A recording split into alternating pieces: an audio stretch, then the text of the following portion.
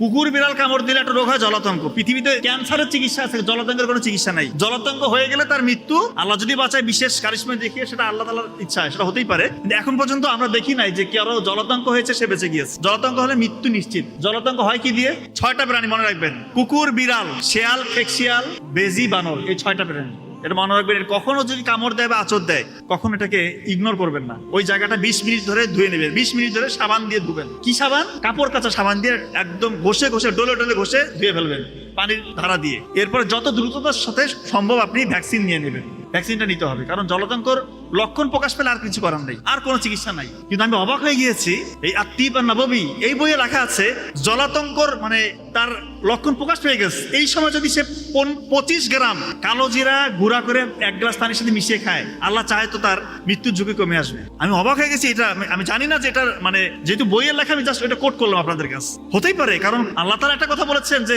মৃত্যু ব্যতীত যে কোনো রোগের সেবা, এমনি এমনি বলেন। এটা নিয়ে গবেষণা করতে হবে। হয়তোবা কালো জিরাকে কি কোন প্রসেসে অ্যাপ্লাই করলে, কোন তাপ, কোন চাপ, কোন ফরম্যাটে দিলে কোন রোগের জন্য সেবা হবে, এটা আমরা হয়তো এখন আবিষ্কার করতে পারিনি। কিন্তু কালো জিরার মধ্যে বিষয় আছে, এটা আপনাদেরকে মনে রাখতে হবে।